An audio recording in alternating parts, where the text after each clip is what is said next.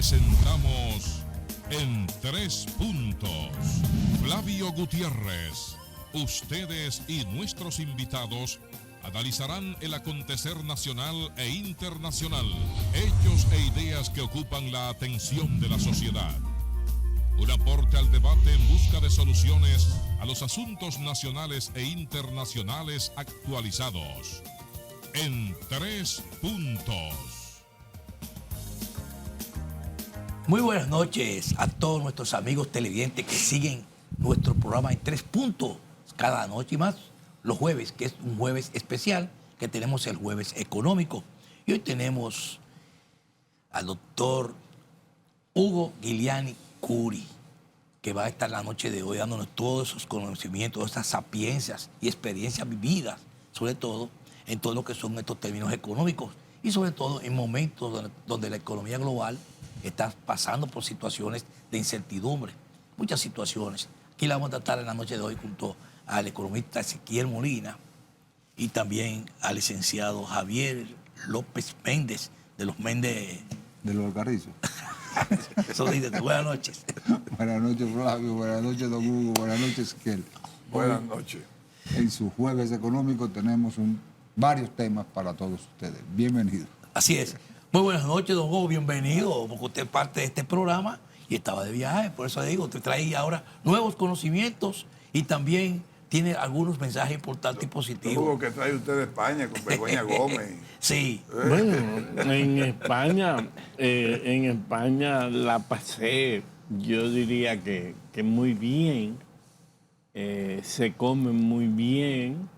Madrid es una ciudad señorial. Sí, sí. Y yo tengo algunos amigos españoles que me permite entonces meterme en su mundo, en los chismes de qué pasa Y en la son duros con los política. chismes, Sí. son duros. Algunos son de la monarquía, otros son del PSOE, y así pues uno pasa un rato conversando con personas también muy educadas y que resulta en el fondo un cambio momentáneo, de aire. A mí un me aire dijo- nuevo para mí. A mí me dijo Manuel Labrado, que era representante del BID por un tiempo aquí en República Dominicana, cuando ya se entregó el puesto.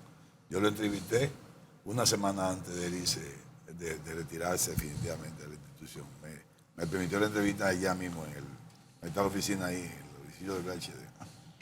Y yo al final le digo, no, don Manuel, ya usted tiene mucho tiempo aquí, le gusta la República Dominicana. Me imagino que usted se va a quedar a vivir acá. Y me dice, esa es una pregunta para un español. No hay mejor país que España. Y se vive muy bien. El clima todavía no hacía calor y en las noches refrescaba. Junio. Por lo tanto, uno podía pasarla bien. A mí me encanta pasear por esas calles, que todo está en orden. Por cierto, estaba yo sentado en Serrano y miraba el tráfico ordenado, los semáforos Fluido, funcionaban. pero ordenado.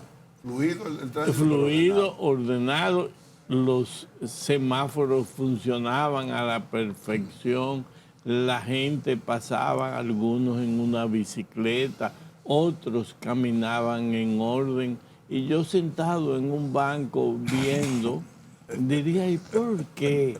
¿Cuál es la razón? Y el peatón andando por las aceras. Y el peatón en las aceras, que yo decía que, ¿por qué no puedo yo hacer esto en mi país? Sueña, Pilarín. Pues, pero a mí me gustó lo que usted dijo hace un minuto. Y usted dijo que se reunió con la gente del PSOE, se reunió con los demócratas, se reunió con todos esos movimientos. Y la situación que tiene Europa, una situación económica que está influida por situaciones de presión con los propios Estados Unidos. ¿Qué opinión dio ese grupo, esa diversidad de personas y de diferentes partidos de allá, de lo que sería España, y que tiene una visión donde Europa está sintiendo el peso de algunas presiones que prácticamente no le ha dado el apoyo de Estados Unidos en lo que ha sido esta guerra? ¿Qué opinaron? En sentido general, y si yo trato de sacar una conclusión de esas conversaciones, yo creo que la mayoría de ellos están de acuerdo que Sánchez va llevando a España por un mal camino. Eso no parece. Y que debe ya llegar un momento o en que Sánchez renuncia o convocar a unas nuevas elecciones. Es decir, España se siente en esos grupos que España está perdiendo también peso en la política exterior. Sí. En el sentido, algunos dicen, nos vamos a tener que salir de la Unión, de NATO. Primero de la OTAN. NATO es las siglas en inglés, la OTAN es en español. Nos vamos a tener, y eso nos va a perjudicar tanto trabajo que nos dio entrar. Es decir, hay un sentimiento ya de que algunas de estas cosas no le convienen. Otro punto que yo vi que llegaban a una conclusión es que el rey Juan Carlos ya no regresará en forma definitiva a vivir a España. En España. Parece ser que ya él ha decidido que no regresa. No, se queda en Abu Dhabi. En Abu Dhabi. Los Emiratos Árabes Unidos. Abu Dhabi él puede vivir en Grecia claro, también. Con la esposa. Sí. Abu Dhabi es... No, con la esposa lo sacó. Es la capital. Entonces, pero mira, para mí es penoso eso, porque yo en mi pensar digo, pero mira, este hombre tuvo algunas debilidades, pero también tuvo algunas fortalezas para el bienestar de España, sí. Y hizo algunas cosas, Lo representó a España. Además de que es un gran amigo de República Dominicana. Además ha sido el único que mandó a callar a Chávez. También. Sí. Pero por cierto, hablando ¿por qué no de te callas? eso, Oye, ¿por qué no te callas? Hablando de eso, el caso de Venezuela. Venezuela en estos días ha vuelto a estar en el tapete. Penosamente. ¿Cuál es el resultado de Chávez, que destruyó a Venezuela en estas dos últimas décadas? Los izquierdistas no quieren que se diga eso. Como todo eso. régimen comunista, don Hugo. Lo destruyó ese todo país. Régimen comunista lo que hace es que destruye. Entonces ahora no sale a relucir con el terremoto. ¿Por qué? El terremoto ha desvestido a Caracas y se ha visto que esas estructuras eran falsas. Yo me he preguntado, ¿y dónde está la defensa civil venezolana? ¿Dónde está la organizada fuerza bolivariana, el ejército disciplinado que decía Chávez y que tenía los equipos necesarios? No hay equipos. En Venezuela se vio, no sé si ustedes lo notaron, que las estructuras de los edificios en Venezuela casi no tenían varillas. Lo que construyeron en el momento de que se lo dieron fue en tiempo de Chávez. Después de Chávez. Sí, es decir, no había, era solo parece que concreto sin... No era mucho fondo, porque eso es prefabricado. Eso es para buscar economía, para buscar economía en la construcción. Evitaron echar cemento concreto fortalecido. De todas maneras, dos sismos que suman 1.1 minuto, 1.30 minutos, no lo agarra ninguna construcción tan fácil. Bueno, pero Blue Mall estaba lleno de gente, Blue Mall de Caracas. Pero no fue duro ahí, fue en La Guaira. Pero te quiero decir, se sintió, pero resistió. Es decir, no había reglas de construcción o había reglas y no se hicieron. Entonces, eso te dice, es como cuando tú le quitas el maquillaje y desviste. Sí. ¿Y dónde estaban los líderes venezolanos en esos momentos? Entonces yo, que tuve la oportunidad de ir a Venezuela muy joven, yo estuve unos meses en unos cursos que hacía el Instituto de Formación Cristiana, IFEDEC, en Caracas, Venezuela. El IFEDEC era como apoyado por la Fundación Konrad Adenauer y era como una especie de... Con su permiso, vamos a ir a una pausa para que usted pueda... Para que no pierda el hilo, para que usted siga, después que vengamos de la pausa, usted continúa ahí mismo. Agarra el IFEDEC. Agárralo ahí. Que vamos ahí arriba. Vamos arriba y regresamos.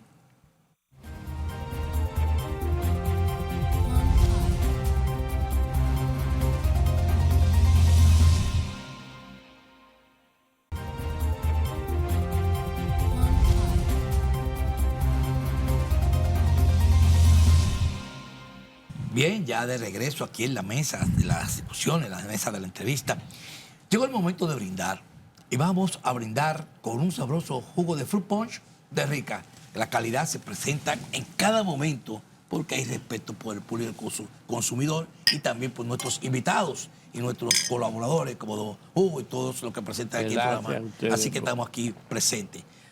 También con la calidad de Rica vamos a darle y vamos a desearle una pronta recuperación a nuestro hermano y compañero querido Luis Manuel Piantini, que está de reposo en estos momentos en su hogar después de tener un temita de salud, pero está en recuperación total prácticamente en lo que va de proceso. Así que le deseamos muy pronta recuperación. Y que nos vea.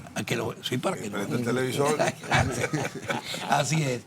Así es, don Manuel, dele para adelante, que usted lo bueno. Decía usted, don Hugo. El IFEDEC, creo, en esos tiempos me di cuenta que fue una especie, en este caso con el apoyo de la Fundación Konrad Adenauer, de preparar jóvenes en materia política y económica, es una especie de think tank.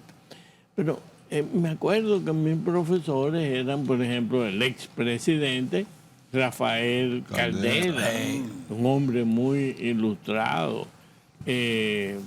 También fue profesor Aristides Galvani, un hombre que fue un gran canciller. Creo que Herrera Camping también fue profesor. Había otro que se llamó Osvaldo Paz también. Entonces yo me pregunto cómo ese gran liderazgo venezolano llevó a esa nación a una situación en que surgiera un día, cualquier día, un Chávez. Bueno, lo que pasa es que don Rafael Caldera lo indultó sí. Y le dio oportunidad a ese candidato. Porque si no lo indulta, no es candidato. Y la historia dice que Chávez no aceptó que Caldera le pusiera la banda presidencial y le diera las manos para despedirse en la toma de posesión. En la toma de posesión. Entonces, un hombre que hace eso a un expresidente te dice, y que lo indultó, te dice entonces desde un inicio quién era Chávez. Cómo estos pueblos eligen.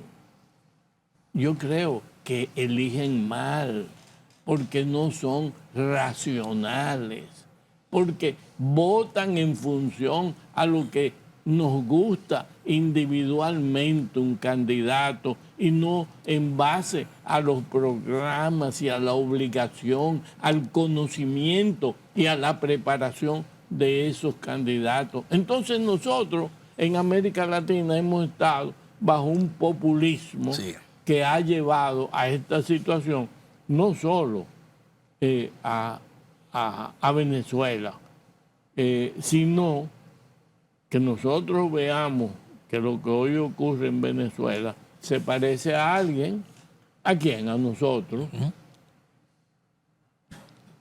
Veamos entonces el caso de Colombia. Colombia ha girado hacia una derecha conservadora, Sí, correcto.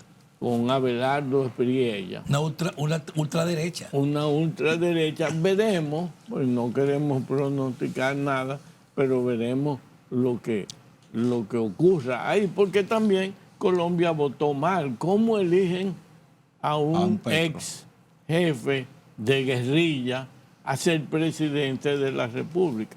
Entonces yo me puse a analizar los datos de Colombia en materia educativa, en materia de estabilidad política, estabilidad económica, en los últimos 25 años, y me encontré con sorpresa. ¿Cuál fue la sorpresa? Que nosotros en estabilidad política superamos, pero por mucho, a casi todos los países latinoamericanos, Sí, correcto. la República Dominicana. Y que en materia de reducción de pobreza, también en los últimos 5 o 10 años hemos logrado reducir Bajar la pobreza. ¿Dónde se nota entonces nuestra debilidad? En las desigualdades. Y ahí es, yo diría, donde nosotros tenemos que tratar de mejorar en el futuro. Ahora, don Hugo, hay un detalle. Usted ha hecho un pareo de América, de Centroamérica y el Caribe muy interesante.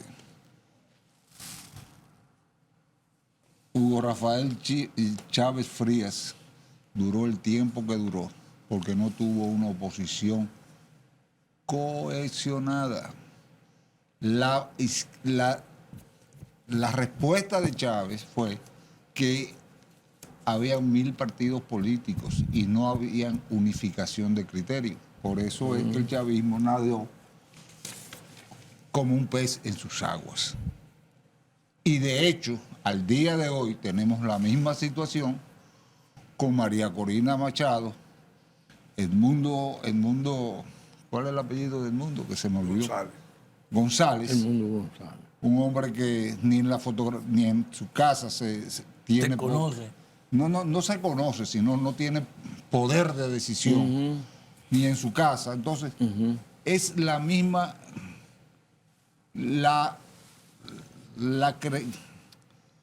si se quiere, la respuesta que le dan a los gobernantes de turno en ese momento, la misma oposición no sabe unificarse. Eso pasó en Colombia, porque incluso en Colombia me llamó la atención que un presidente puede tener otra nacionalidad. El candidato que ganó tiene la nacionalidad norteamericana. Entonces tú dirás, bueno, pero estamos como... No es que tiene la doble nacionalidad. No tiene doble nacionalidad, pero aquí está prohibido. En República Dominicana está prohibido que otro tener otra nacionalidad. Bueno, pero eso no Sí, pero él es pública porque él es colombiano. No, él nació y se crió y se desarrolló. Él la mantiene la nacionalidad. Pero que ya me llamó la atención, vuelvo y digo, Sí. me llamó la atención que él tiene otra nacionalidad. Pero Esas son sus pero leyes. mira, Javier, escúchame que te interrumpa. Aquí lo que yo veo en el doctor Hugo Guiliani es viendo cómo hay cambios de régimen político para Radicales. ver cómo lastima un régimen político la economía y cómo no la lastima otro. Porque la izquierda Sí, en América Latina y en el mundo entero lo que ha hecho es destruir la Ha riqueza. fracasado. claro. Han hecho destruir la riqueza. No estoy de acuerdo y viene la contigo. tendencia ahora de que Venezuela todavía no se define porque Estados Unidos no ha querido todavía que se defina, entiende que hay que darle más tiempo, tiene 6 meses este cambio o este proceso de cambio. Y fíjate que Corina quiere entrar, todavía Estados Unidos entiende que no es el momento. Igual va a estar pasando con Colombia, que ahí que se quedó en Hugo. Colombia pasa de un régimen socialista de izquierda a un régimen de ultraderecha. Ahora, ¿qué no me gusta a mí de Abelardo? No me gustan tantos anuncios. antes de tomar posesión. Yo creo que él debe armar su modelo, cómo hace su plan de gobierno. Su propuesta y comenzar que a proponerlo en el mismo momento en que tome su plan de gobierno. Porque a veces se habla demasiado en el periodo de transición y después se convierte en nada. Claro, lo que tenemos que tener en cuenta en el caso de Colombia, y eso es lamentable, que en Colombia la violencia ha estado presente durante mucho tiempo. Yo quise poner unos años aquí, unos periodos, y noto que, por ejemplo, del 48 al 57 hay en Colombia 54 guerras civiles. Civiles, 54 guerras civiles. Y el Bogotazo está ahí también, ¿no? Sí, en la década del 50 es que ellos comienzan a tratar de ponerse de acuerdo con varios pactos. Había uno que se llamó el Pacto de Benidorm y otro el de Stiges. Y los colombianos siguen en ese proceso, y en el periodo 59-77 es el inicio del conflicto armado, de las guerrillas. Sí. Entonces, ese país ha estado en guerra tanto tiempo que hay un descontento, porque entonces continúa con una lucha tremenda en las ciudades en contra de las drogas. Entonces, Colombia ha sido violenta, un país tan educado, ¿no verdad? Que yo me encuentre en los índices ahora que Colombia también en materia educativa hasta está detrás de nosotros. Es decir, cosas asombrosas, sí. En materia, por ejemplo, en los índices de estabilidad, ahí entonces hay también una gran diferencia. Manténgase ahí en esos índices. Sí. Vamos a ver. Vamos a ir a la pausa, don Hugo, para que usted continúe con ese tema ahí, porque está muy interesante lo que usted está planteando. Ahí es que comienza lo interesante de Colombia, en esa cronología que está haciendo. Así es, vamos a la pausa y regresamos.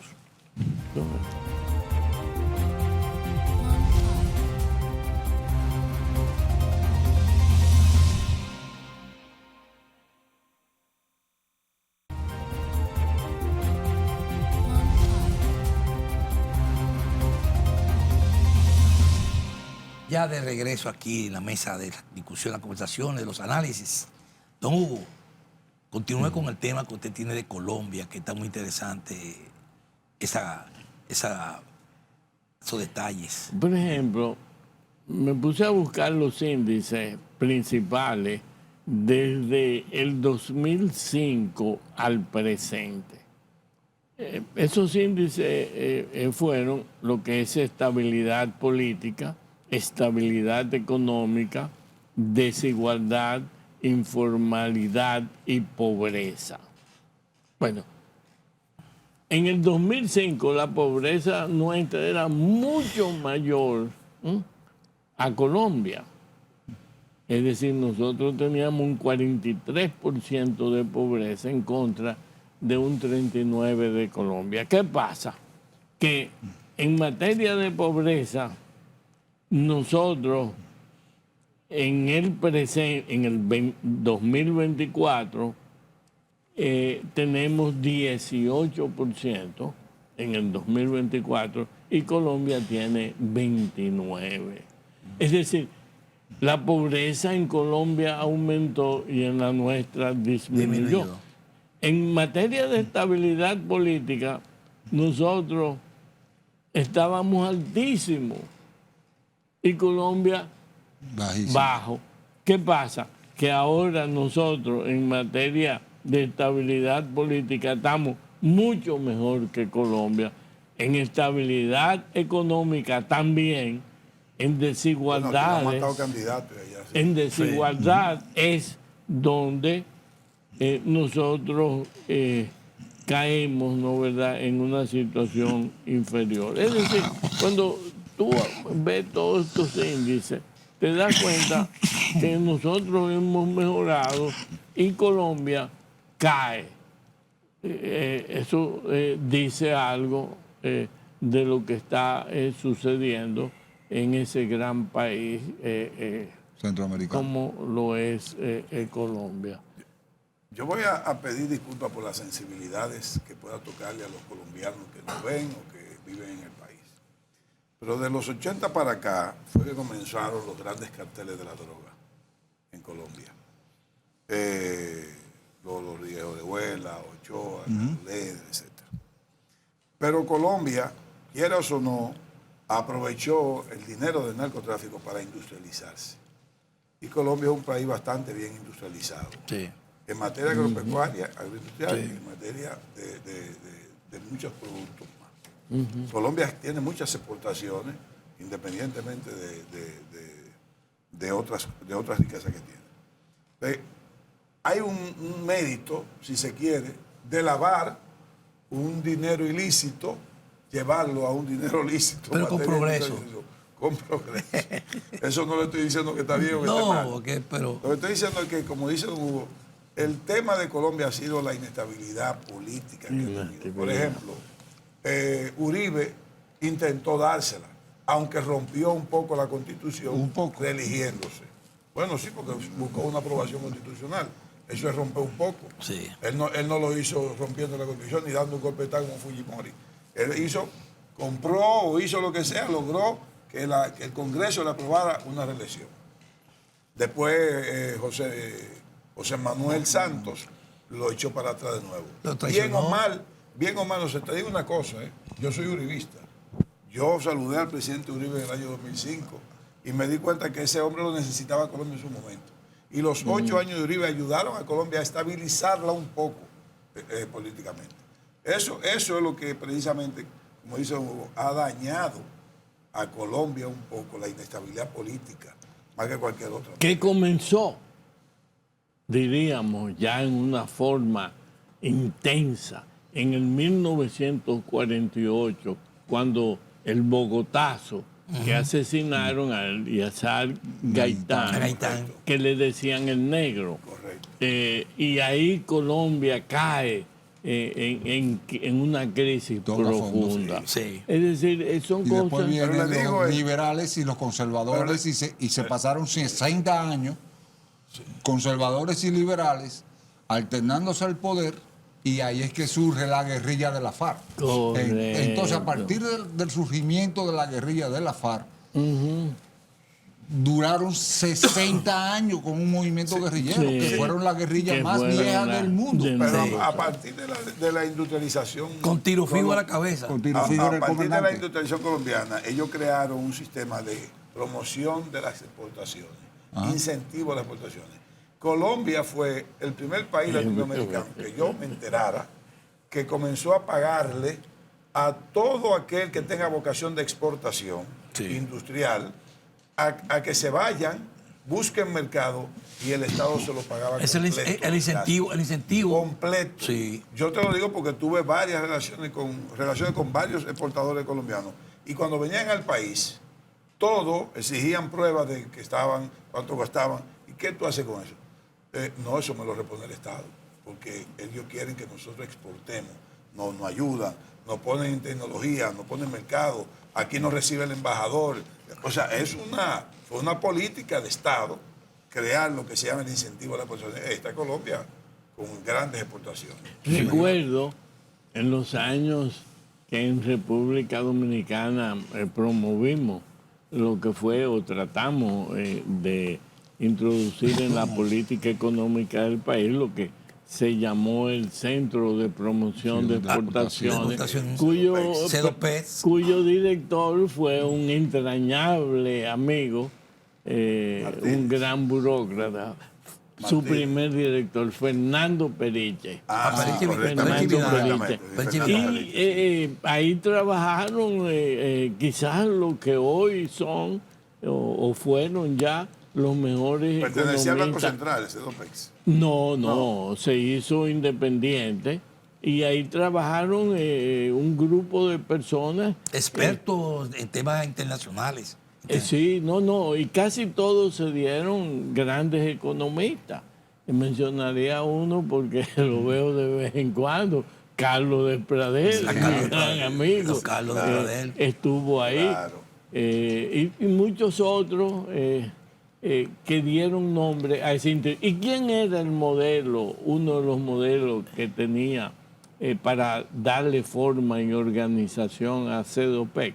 Fue precisamente Colombia. Entonces me acuerdo del primer director o el segundo que envió Colombia, aquí era un joven, él muy activo, creo, si mi mente no me falla, que su apellido era Angarita, algo así, que también hizo un trabajo para promover un vínculo entre Colombia y República Dominicana. Colombia exportaba cemento, carbón, muchas otras cosas. Aquí nosotros también comenzamos. Y la confitería, son expertos en la confitería. Papelería. Correcto. Sí. O sea que Pero, lo- Colombia es el elefante blanco de América Latina. En Colombia, en un mes, tú tienes las 4 estaciones del año en el territorio colombiano. Ajá. Por ejemplo, en enero tú tienes en una región primavera, en otro el verano, en otro el otoño y en el otro el invierno.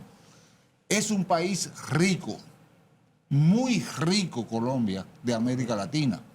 De los países que deberían de ser el Chile latinoamericano, correcto. cuando hablamos de crecimiento económico, social y político. Pero sin embargo, lo que ha trazado, como bien ustedes dicen, el desarrollo de Colombia ha sido fundamentalmente la clase política que no ha buscado el mecanismo de unificar criterios para poder dar el despegue. Bueno, nosotros en esta conversación hemos hecho un recorrido de países que tienen con nosotros relaciones íntimas en muchas cosas, en lo político, en lo económico, en lo comercial, etcétera, como Colombia y Venezuela, pero se nos olvida algo siempre, que necesita una solución.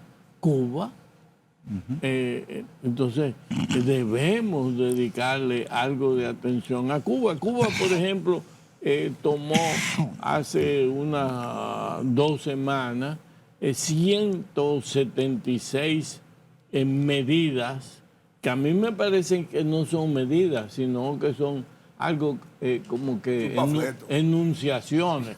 Entonces yo dije, bueno, yo no sé qué quieran decir ellos con estas 176 medidas. Habrá que mandarle a Luis Manuel Piantini, a Héctor Valdés o a alguno de esos jóvenes que trabajaron conmigo para que le hagan una reforma monetaria, cambiaria y fiscal. O a Héctor Guiriani. Sí. Porque Yo le mandaría también a Jaime Aristi. a Jaime Aristi o a Andy Daguare. Y entonces Sí. quizás ayudaría. No estamos bromeando. No. Es que quizás el sistema, lo que yo creo que ellos no se dan cuenta es que es el sistema. Es el sistema. ¿Cómo van a funcionar medidas que son, ¿cómo la llamamos? Que son del capitalismo en un sistema que no lo es. Y en Cuba estamos teniendo ese problema. Así es. Nosotros, antes de irnos a la pausa, para dejar la pregunta, el Banco Central dio a conocer que mantiene la tasa de política monetaria en 5.25, muy por debajo a muchos de los países que son Uruguay, Guatemala, que son las que tienen tasa más baja de 4.325, y nosotros estamos dentro de un rango más o menos manejable y con un crecimiento económico que terminamos en el mes de abril en 4.2, 4.6. Entonces, nuestra economía, comparando también con esos países que ya tienen con un desarrollo, nos mantenemos una economía estable y una macroeconomía totalmente controlada. Bueno, tú puedes verlo en la tasa de interés. Hemos mantenido siempre un vínculo con el de la Reserva Federal. Y con los Estados Unidos. Sí. Vamos a hablar de eso, pero después que para que vayamos vaya a la fuera de pausa, capitales. vamos a completar la publicidad para que usted pueda dar los detalles sobre ese tema. Vamos arriba.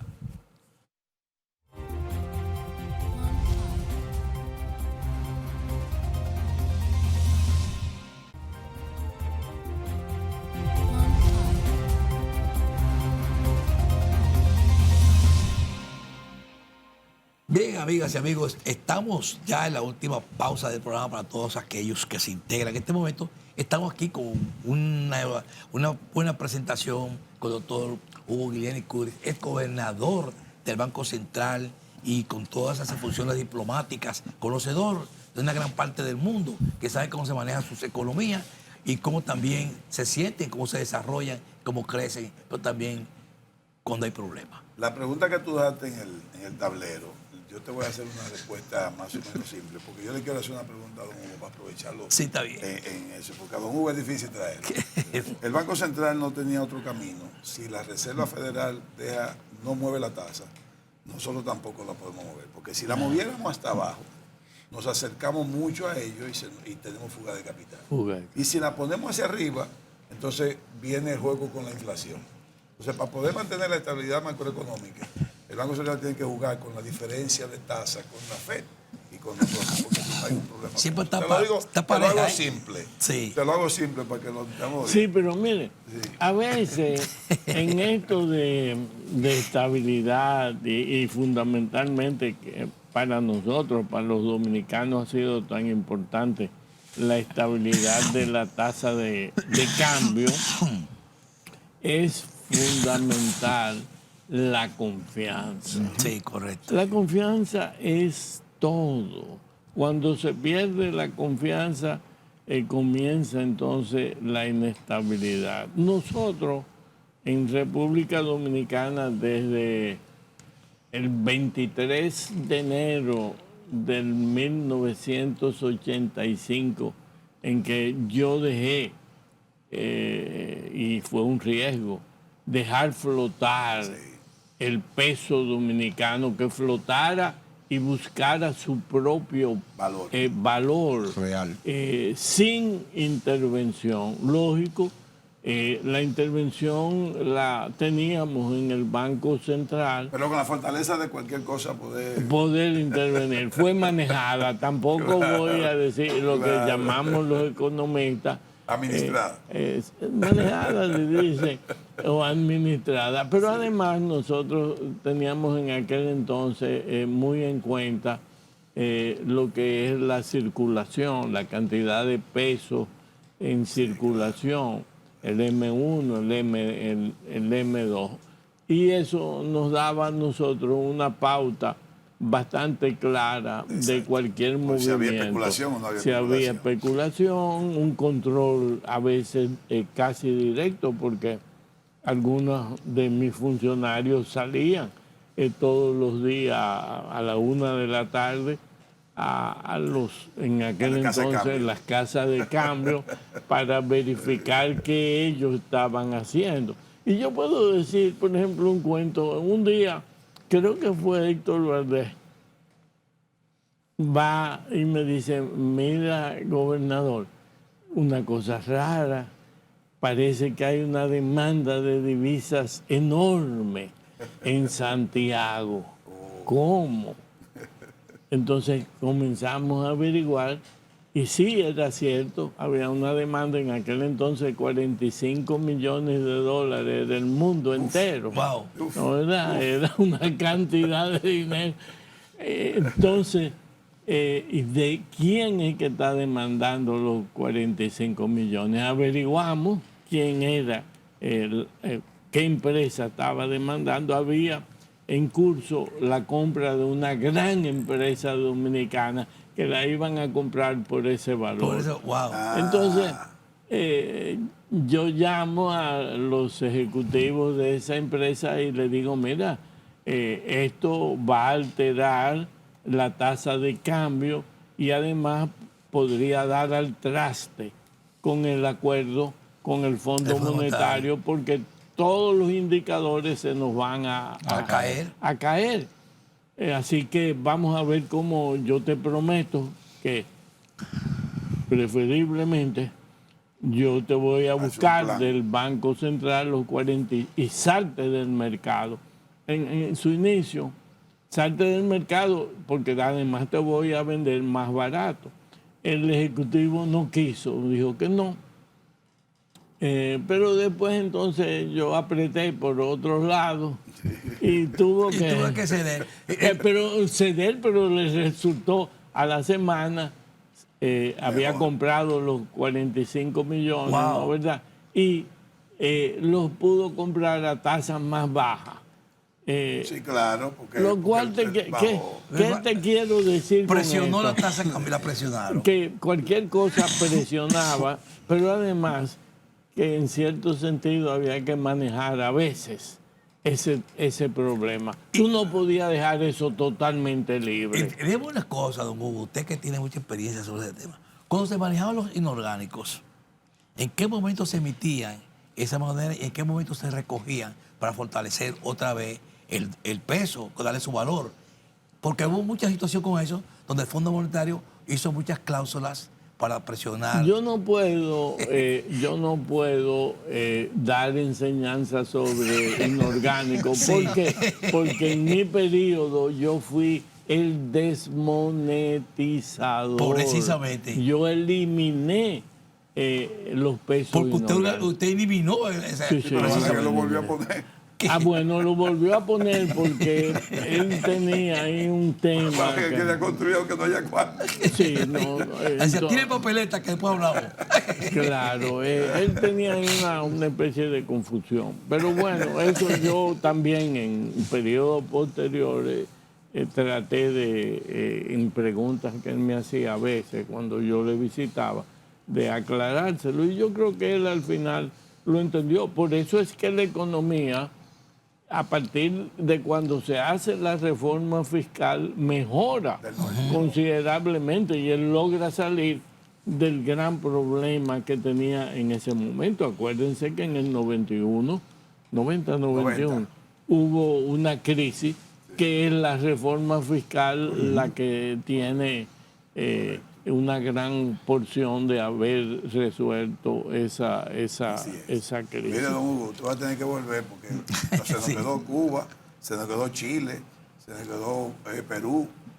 Y hay que hablar de Javier Milei porque Sí, la verdad que Javier... pero usted se metió en Europa y también se nos quedó, porque yo quería saber, por la parte económica. por la parte económica, porque Inglaterra no entró en el acuerdo de la Unión Europea de ¿Se ser... salió? Salió. Se salió, Con los pero Brexit. cuando hicieron la evaluación ahora, el crecimiento económico de Venezuela estuvo muy por debajo, porque realmente Es un desastre la economía no subió, porque venezolana. no hizo la unificación en Europa. economía Y inglesa es un eso desastre. Eso es un tema, Es un porque tema. acuérdense que yo fui embajador Correcto. en Por el eso. Reino Unido, en Inglaterra, y lógicamente ese Brexit yo creo que ha sido fatal para ver. para Correcto. ellos. Y haber hablamos salido. de que para mí Europa es un centro grande de festejo y para Iván Gatón es un parque temático. Yo lo que creo es que los europeos no quieren guerra, ellos sufrieron, Ya sufrieron mucho. dos guerras Ya han en su pasado territorio. 2 guerras y quieren disfrutar de la vida. La y no- tranquilidad. No la están disfrutando. Pero no le está yendo bien en Exacto. términos económicos. Así es. Don Hugo, como siempre, muchísimas gracias por su presencia. Y ya usted nos ha invitado, usted es parte de este programa, usted lo sabe, que está ya Gracias. autorizado. Gracias. A ustedes, gracias por su atención prestada. Hasta mañana. Buenas noches. Presentamos en 3 puntos. Flavio Gutiérrez. Ustedes y nuestros invitados analizarán el acontecer nacional e internacional, hechos e ideas que ocupan la atención de la sociedad. Un aporte al debate en busca de soluciones a los asuntos nacionales e internacionales actualizados. En 3 puntos.